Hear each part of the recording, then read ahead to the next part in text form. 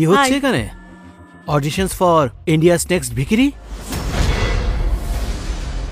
যেই মানুষটিকে এই ছেলেটি ভিখারি ভাবছিল সে আসলে শহরের সবচেয়ে ধনী ব্যক্তি ছিল, যার সম্পদের পরিমাণ 300 কোটিরও বেশি। সে এতটাই ধনী যে নিজের চাকরকেও মাসে 5 লক্ষ টাকা বেতন দিত। কিন্তু তার প্রেমিকা বানি এবং তার পরিবার ওর আসল পরিচয় সম্পর্কে কিছুই জানতো না। তাদের কাছে সে কেবল রাস্তার পাশে ঘুরে বেড়ানো এক সস্তার ভিখারি ছিল মাত্র। কিন্তু গল্পের মতো তখনই ঘুরে যায় যখন সে এক ছোট বিষয় লাখ টাকার চেক কেটে দেয়।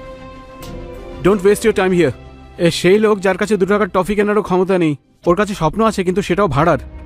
পিসি, তুমি ওকে বয়ফ্রেন্ড কেন করলে? এভাবে কথা বলে না মাহি, দ্যাটস ব্যাড ম্যানার্স। আর এই ম্যানার্স তো তোমার পাপাকেও শেখা উচিত।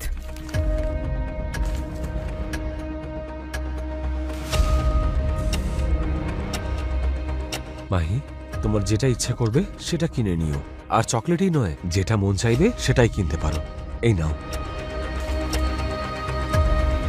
Thank you uncle. আচ্ছা, তাহলে এই ড্রামাও শুরু হলো। ফেক চেক দিয়ে সবাইকে ইমপ্রেস করবে তুমি? 50 লাখ টাকা? 50 লাখ টাকা!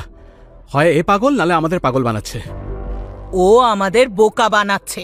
পৃথ্বী, তুমি এসব কেন করছো? মাহিকে একটা চকলেট দিতে পারতে তো। এই চেক, এই মিথ্যে কথা, এইসবের দাম কিন্তু আমাদেরই দিতে হবে একদিন। বানি, মাঝে মাঝে সত্যির একটা মূল্য থাকে, আর সেটা প্রমাণ করতে হয়। বন্ধ করো এই সার্কাস। তুমি কি মনে করো একটা নকল চেক দিলেই কাপুর ফ্যামিলির লোকেরা তোমার সামনে মাথা নত করবে? আর এই চেকে নাম কি লেখা আছে? পৃথ্বীরাজ মেহতা। এখন ভিখিরিরাও মেহতা হচ্ছে। আর একটা কথা বল, এই দেশের ভিখিরিদের সারনেম আবার কবে থেকে হচ্ছে?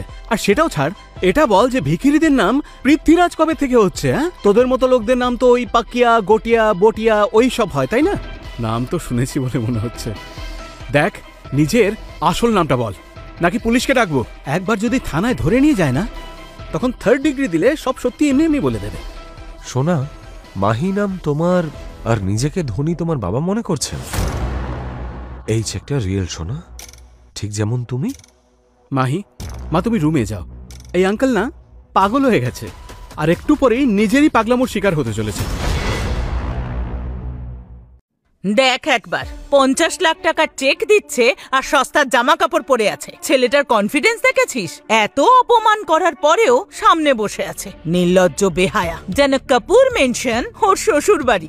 আমি না এক্ষুনি ওকে এক্সপোজ করছি। ওর প্রত্যেকটা মিথ্যে এক্সপোজ করছি আমি, তাও সবার সামনে। হাওয়ায় ভাসছে কাপুর বংশের বিজনেসও নাকি কিছুদিন ধরে মন্দা চলছে। চুপ কর বলে দিলাম। তোর মতো নোংরা লোককে আমরা এতদিন শুধু সহ্য করেছি, আর যদি কাপুর পরিবারের বিরুদ্ধে একটাও কথা বলিস তো তোর জিভ টেনে ছেড়ে ফেলবো। যদি আমাকে তোমার ফ্রড বলে মনে হয় তাহলে এই চেকটাকে এনক্যাশ করিয়ে নাও। যদি বাউন্স হয়ে যায় তাহলে পুলিশ, মিডিয়া, কোর্ট সবার সামনে আমাকে অপমানিত করো। হ্যাঁ, আমরাও জানি যদি বাউন্স করে তাহলে সবার আঙুল আমাদের ওপরই উঠবে। তোমাদের মতো লোকেরা শুধু শো অফই করে, কখনোই তারা আসল টাকা নিয়ে আসে না। আচ্ছা শোনো একটা কথা, তুমি যা করতে চাও করতে পারো। আমি সবসময় বাণীর সঙ্গেই থাকবো, আর ওর থেকে আমাকে কেউ আলাদা করতে পারবে না। বাই দ্য ওয়ে, পরের সারপ্রাইজটাও এসে গেছে। তাহলে এটাও কি আমাদের ইমপ্রেস করার নতুন রাস্তা? এই সস্তা গিফট আর ফিল্মি ডায়লগ দিয়ে কাপুররা কখনো ইমপ্রেসড হয় না। এই সব কিছু দাদুর জন্য, ওনার বার্থডে গিফট। যদি খালি হাতে আসতাম তাহলে বিষয়টা খারাপ হতো। এই সমস্ত গিফট তুলে বাইরে ফেলো। এই রাস্তা থেকে উঠে আসা ছেলে আমাদের আদব কায়দা শেখাবে। যদি সামান্য বিষয় মানুষ অসম্মানিত হয় তাহলে দরকার সেই অভ্যেসটা পাল্টানোর। তুই জানিস কার সাথে কথা বলছিস? আমরা রয়্যাল ফ্যামিলি, আর তুই হলি নর্দমার পোকা। পাপা প্লিজ, আপনারা সবাই একটু শান্ত হন।